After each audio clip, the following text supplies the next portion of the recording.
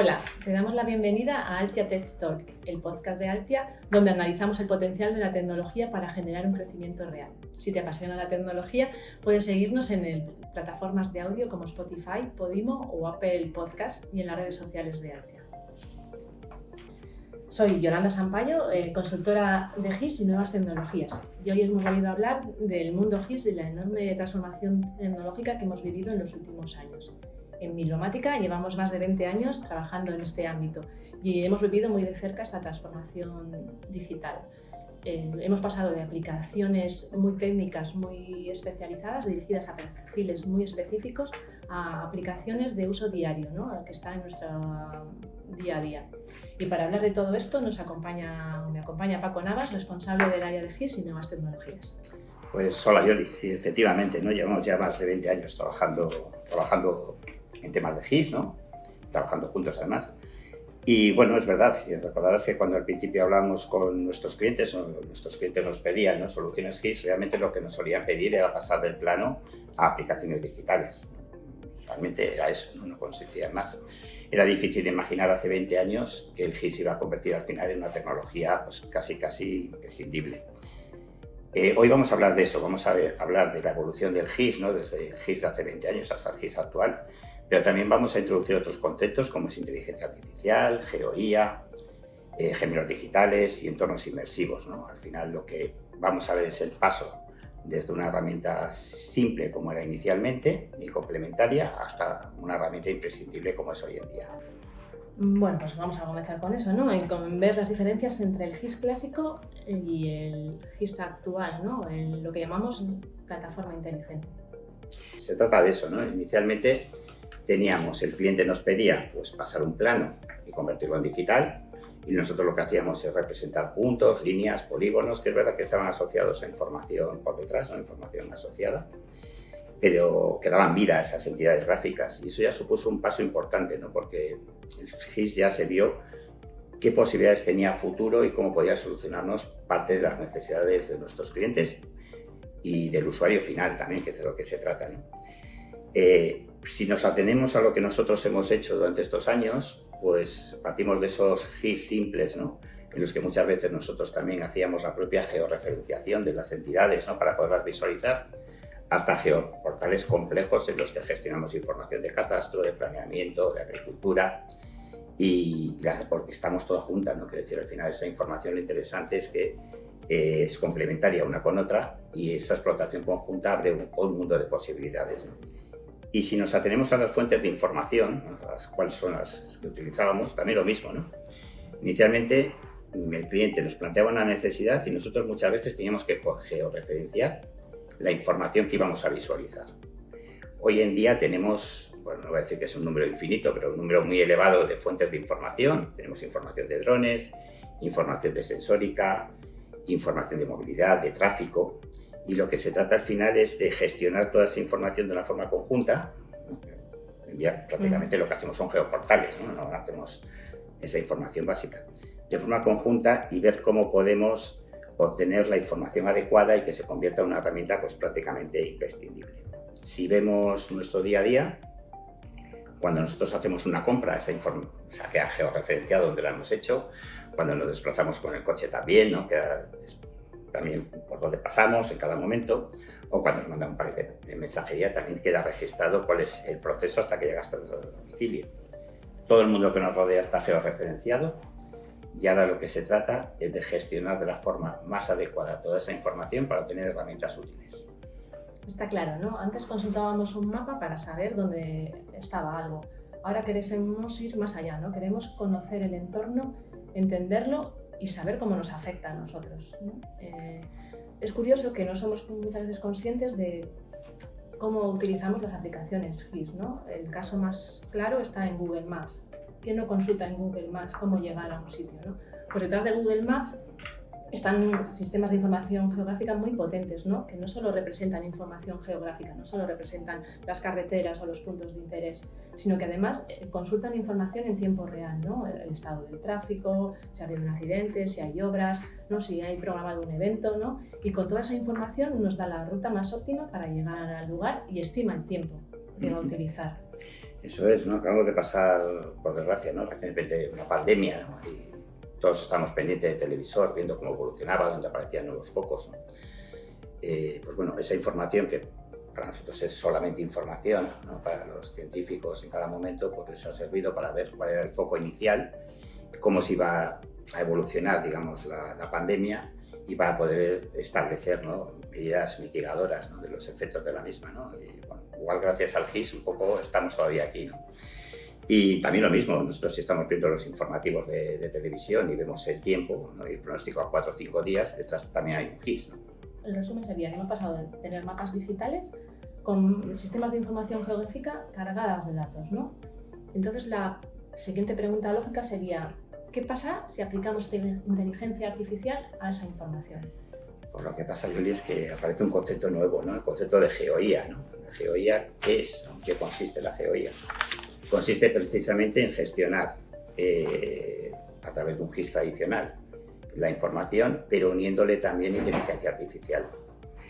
¿El objetivo cuál es? Pues el objetivo es nosotros que analizar, interpretar y predecir, ¿no? Qué es lo que puede pasar en un momento dado según ciertas variables. Y nos permite detectar patrones, o sea, aprender de la experiencia previa, de la causa-efecto, ¿no? Pero también nos permite anticipar problemas y establecer escenarios a medio y largo plazo, ¿no? Que al final es lo que da potencia a la GeoIA, ¿no? Que nosotros podamos ver al final qué es cómo interviene una variable en un sistema y qué medidas podemos tomar para aprovechar, ¿no? Los riesgos si es que son positivos o para mitigar los riesgos si es que son negativos, ¿no? Para ello, ¿qué podemos hacer? Pues nosotros ahora trabajamos ya con imágenes de satélite, de la cual podemos obtener información automáticamente, podemos predecir el tráfico y la movilidad, podemos detectar incendios o inundaciones, ver también cómo esos incendios e inundaciones pueden repercutir en las infraestructuras cercanas, ¿no? O en la propia población, y prever también cómo pueden evolucionar. Pero claro, hasta ahí estamos hablando de que podemos ver cómo el sistema evoluciona, pero nosotros podemos establecer escenarios. Podemos ver qué es lo que pasa si cambiamos una variable y si ese cambio de una variable pues repercute positiva o negativamente en el sistema. Está claro, ¿no? Los que trabajamos en este ámbito, en el ámbito de GIS, vemos que la GeoIA supone un gran salto, ¿no?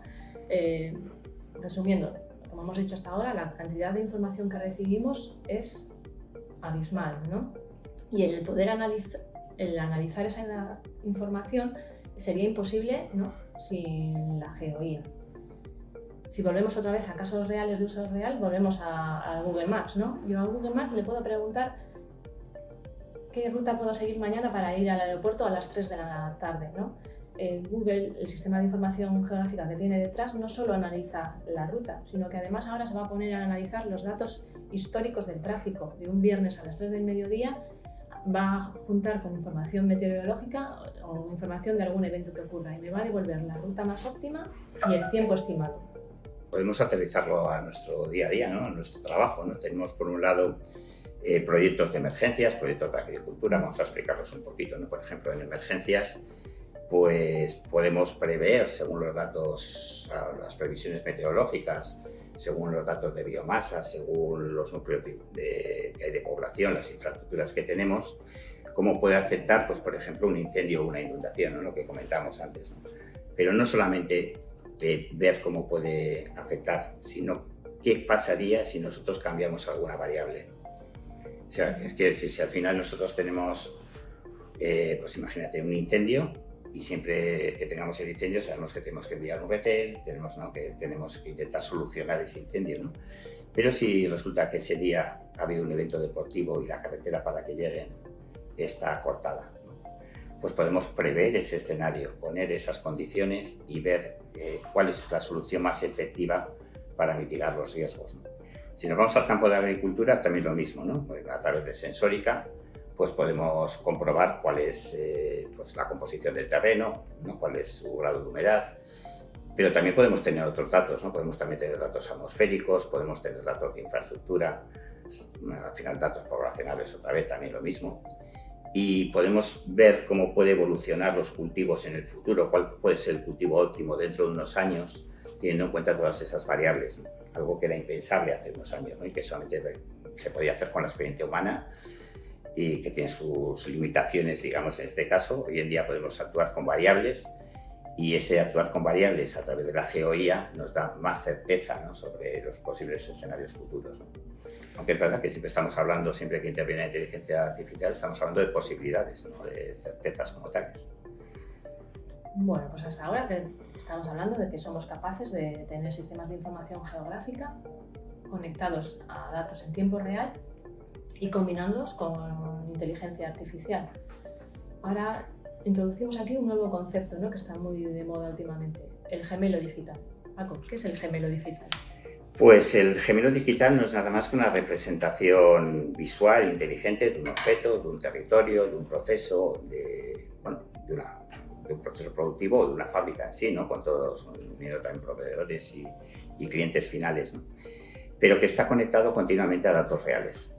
Lo que se trata es de simular de una forma lo más concreta posible el mundo real en un mundo digital, ¿no? Y en ese mundo digital es donde nosotros vamos a poder mover variables y ver cómo esas variables toman influencia, ¿no?, y producen efectos diferentes, digamos, en el sistema, en vez de aplicar todos esos cambios directamente sobre el mundo real, lo cual tiene sus riesgos, ¿no?, como comentaremos luego, ¿no? Al final lo que se trata es de poder visualizar, monitorizar, analizar y simular el comportamiento del mundo real en un mundo digital, evitando riesgos, y facilitar también la optimización, el mantenimiento predictivo y la toma de decisiones, ¿no?, a través de ello. ¿Qué es lo que vamos a hacer? Pues vamos a combinar diferentes tecnologías, las que hemos citado antes, ¿no?, los visores GIS, los geoportales. Podemos también unirlo a sensórica, a datos de diferentes fuentes, no solamente datos normales propietarios de nuestros clientes, sino también datos atmosféricos, ortofotos, datos de diferentes tipos. Unirlo también con la inteligencia artificial para obtener un modelo lo más parecido al modelo real. Y eso es lo que nos da al final valor a la GeoIA, ¿no? Al final lo que se trata es podremos simular el tráfico de una ciudad, controlar el funcionamiento de una fábrica, gestionar el consumo energético dentro de un edificio, prever incidencias en carreteras. Todo eso lo vamos a hacer gracias a los gemelos digitales. Entonces, para entenderlo bien, ¿no?, un gemelo digital no solo es una maqueta 3D del entorno de algo, ¿no? Un gemelo digital es una réplica de algo real, ¿no?, y que está conectada a datos reales en tiempo real. Esto suena un poco a futuro, ¿no?, futurista, ¿no, Paco? ¿Esto de los gemelos digitales es algo que se está usando o hablamos del futuro? Pues hombre, igual nos suena futurista porque unimos entornos inmersivos, unimos 3D, ¿no?, y bueno, estamos habituados a ver sistemas de este tipo continuamente en películas, ¿no?, en televisión, en series, ¿no?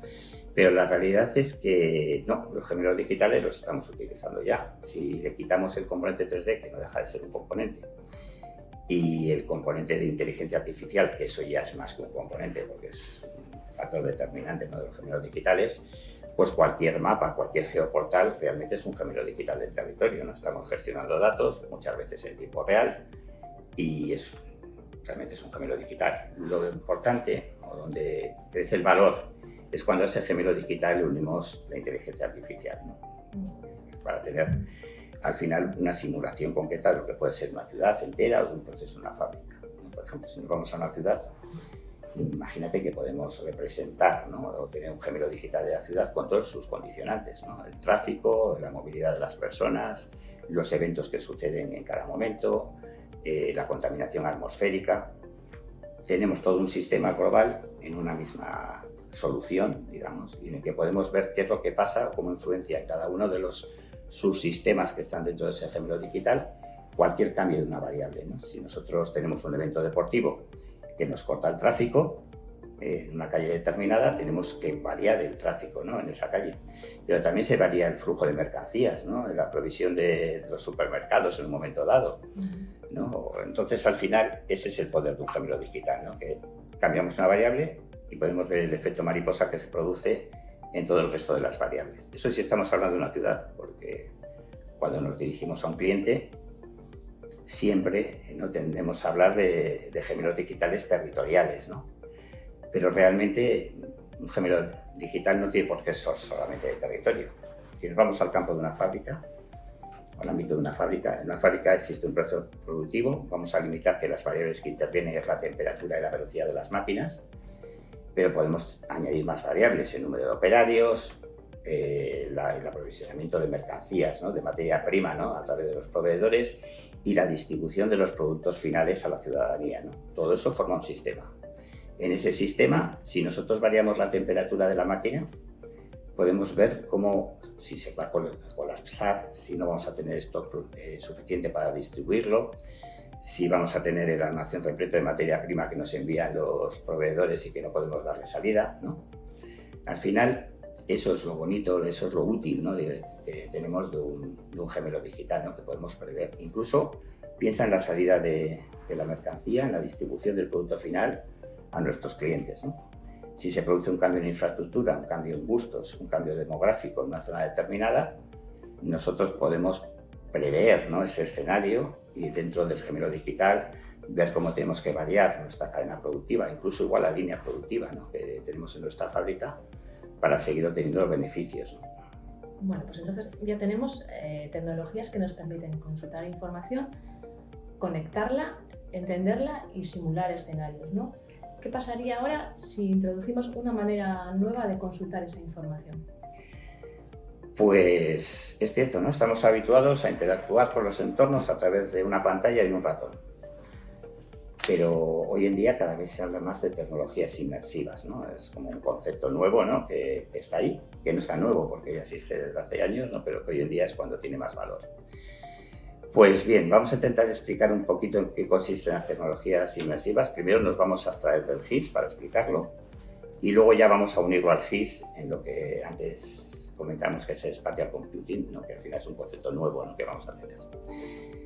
Bien, pues bueno, las tecnologías inmersivas al final lo que nos permiten a nosotros es meternos dentro de ese sistema, ¿no? Interactuar y sentirnos dentro de ese gemelo digital. Imagínate el gemelo digital de una ciudad. Pues tenemos el gemelo digital en un mapa, vemos todas las variables en 2D, pero ¿qué pasa si nosotros nos metemos dentro de esa ciudad? Si nosotros podemos recorrerlas, ver cómo cambian los factores y nosotros mismos convertirnos en una variable más dentro de ese sistema, ¿no? Pues eso nos lo permite las tecnologías inmersivas. También las tecnologías inmersivas pues es un ámbito, una tecnología que es transversal, o sea, la podemos utilizar en medicina, en educación, en turismo, en planeamiento, en proyectos paisajísticos, urbanísticos, ¿no? En cualquier tipo. Y cuando hablamos de tecnologías inmersivas, muchas veces lo relacionamos con el 3D y es cierto, ¿no? Porque hay tecnologías inmersivas como la realidad virtual, que es recrear digitalmente un entorno 3D, ¿no? Un entorno geográfico que puede existir o un proyecto que puede no existir, ¿no? Todavía. Pero también tenemos la realidad aumentada, que es superponer información digital sobre el mundo real. Tenemos el metaverso, ¿no? En el cual nosotros podemos participar cada uno directamente e interactuar. Pero también tenemos el vídeo 360 3D, que es una tecnología nueva con la que estamos también trabajando.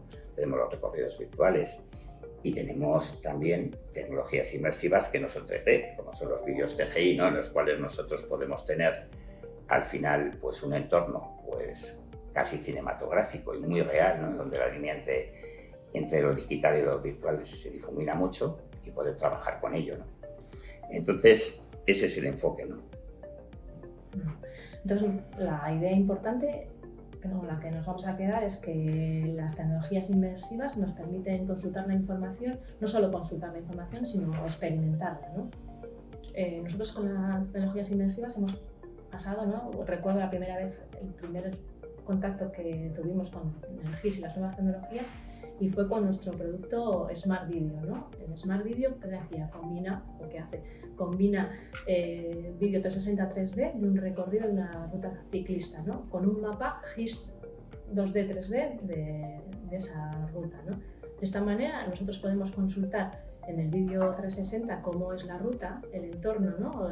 Poder visualizar, ¿no? Las pendientes que tiene, por dónde discurre, si por la ciudad o por el campo. Y a su vez la podemos localizar en el mapa, ¿no? De tal manera que si nos desplazamos en el mapa a un lugar concreto de la ruta, el vídeo se desplaza a ese lugar y al revés, ¿no? Si consultamos el vídeo, nos movemos en el vídeo, en el mapa nos estaremos desplazando también. Otros ejemplos en los que podemos o estamos utilizando tecnologías inmersivas? Yo recuerdo que hace tiempo estábamos viendo una película, ¿no? Al final esa película nos llevó a plantearnos la situación que viven nuestros mayores, ¿no? Al final, ¿no? Nuestros mayores que ya por movilidad o por circunstancias no puedan disfrutar de las fiestas de su pueblo o no puedan, no sé, subir a una cima, a un monte, ¿no? Con las tecnologías inmersivas podemos acercarles, ¿no? Que ellos puedan vivir otra vez la fiesta de su pueblo, que ellos puedan vivir otra vez el subir a esa cima, ¿no? De un monte, ¿no? Al final son tecnologías que muchas veces pues, tienen un componente también muy cercano y bueno, que se pueden utilizar en el día a día para usos no solamente económicos como tales, ¿no? O logísticos, ¿no? También es verdad que las tecnologías inmersivas nos permiten lo que comentábamos en algún momento, que es recrear espacios patrimoniales, ¿no? Y podernos mover dentro de la reconstrucción de un yacimiento, por ejemplo, de un poblado romano, ¿no? Vale, eso está claro, ¿no? Pero también tenemos otra base importante de las tecnologías inmersivas, sobre todo unidas al GIS, ¿no? Imagínate que ocurre otra vez, vamos a irnos al tema de emergencias, que estamos viendo de forma recurrente. Imagínate que ocurre un incendio en un edificio, ¿no? Se manda un equipo, ¿no? De emergencias al edificio, el edificio está en llamas, tiene humo, y desde las centrales van guiando, ¿no? Pues a través de un mapa, pues dónde tienen que moverse, ¿no? Dónde tienen, pues no sé, los extintores, dónde están las salidas de emergencia. Si estuviéramos en un entorno inmersivo, podríamos tener una recreación 3D del edificio y ese movimiento sería mucho más natural, es decir, desde la central moviendo la cabeza podríamos ubicarnos perfectamente donde estamos y informarles al equipo de emergencia de por dónde tienen que desplazarse, qué medios tienen que utilizar o cuáles son las salidas de emergencia. Eso, pues comentado de esa forma, ¿no? Pero luego teníamos el concepto de spatial computing como tal, que es en el cual el componente o el interface 3D se puede aplicar a cualquier tipo de desarrollo. Mañana tenemos una web municipal, entramos en esa web municipal y tenemos todos los servicios en unos menús desplegables, en el cual para hacer una información tenemos que pasar por el árbol, ¿no? Y bajando igual 5 niveles, ¿no? Y haciendo 5 o 6 clics, ¿no? Si tuviéramos una recreación, digamos, de un hall de un ayuntamiento, nosotros podríamos entrar, mover la cabeza, ver las diferentes ventanillas, dirigirnos directamente a una y acabar el proceso con solamente 2 movimientos. Y probablemente sería mucho más cercano, sobre todo para los jóvenes que ya están habituados a estos entornos, pero también para las personas mayores que no están habituadas a los entornos GIS tradicionales. Eso es, con las tecnologías inmersivas, además de consultar, experimentamos y acercamos la información a las personas, ¿no?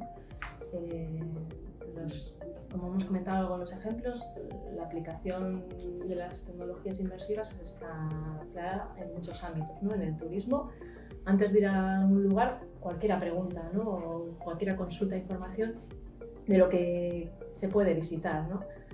Pues antes de ir al lugar, con tecnologías inmersivas, nosotros podemos recorrer virtualmente edificios singulares o iglesias, ¿no? Que antes de ir y poder verlas, ¿no? En la formación, también como has comentado, es muy importante. Hay algunas formaciones que implican un riesgo para el ser humano, ¿no? Todos tenemos en mente aprender a volar, ¿no?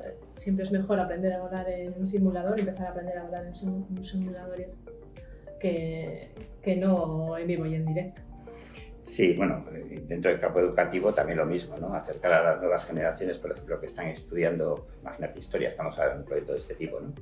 En vez de estudiar la historia como tal, que los estudiantes, los adolescentes, se puedan meter en esa época histórica de forma virtual, ¿no? Y vivirla desde dentro, ¿no? Seguramente el impacto y la retención que tienen de los contenidos es mucho mayor de este tipo, ¿no? Y hay un factor que es muy importante, ¿no? Para el crecimiento de las tecnologías inmersivas, que es que son cada vez más universales. ¿Te acuerdas que inicialmente cuando hacíamos un desarrollo tenía que estar enfocado a unas máquinas potentes, unas características determinadas, como mucho podíamos hacer un punto de información, ¿no? O una aplicación industrial con gafas que no eran nada cómodas, ¿no? Muy voluminosas. Hoy en día, un mismo desarrollo lo podemos ver en el móvil, en cualquier móvil, no en un móvil de gama alta, lo podemos ver en un ordenador PC, Windows o Mac, o Linux, nos da igual. Lo podemos ver en un puesto de información, en una pantalla de cine, que puede ser 2D o incluso una pantalla 3D, que también estamos en algún proyecto de este tipo, o con gafas de realidad virtual que cada vez son pues, más cómodas de llevar y que en breve ya no se van a distinguir de unas gafas normales, ¿no? Entonces, todo este proceso, digamos, de hardware también tiene su importancia, ¿no?, a la hora de que se esté convirtiendo en una tecnología universal.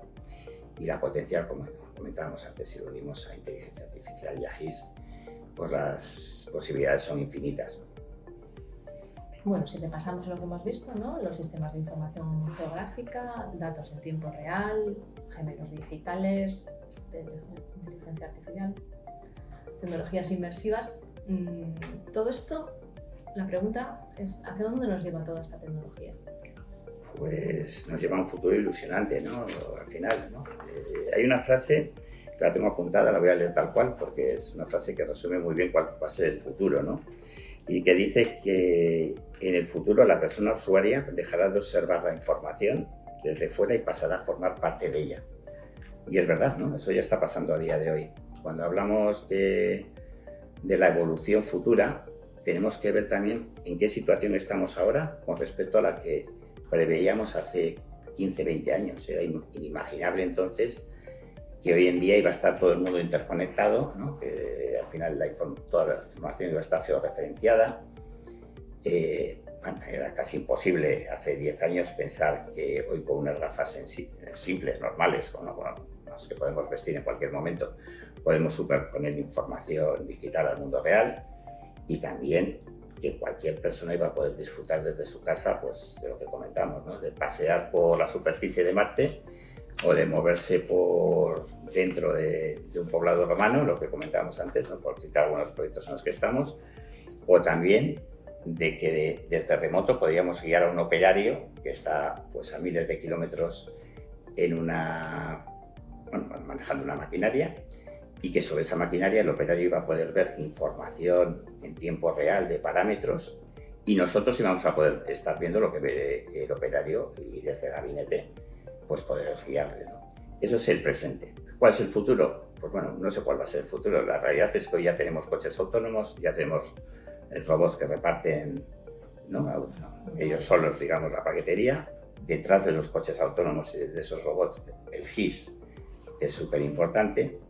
Y yo creo que hoy en día tenemos una capa de GIS que en el futuro se va a difuminar, pero que va a ser omnipresente, ¿no?, en todo.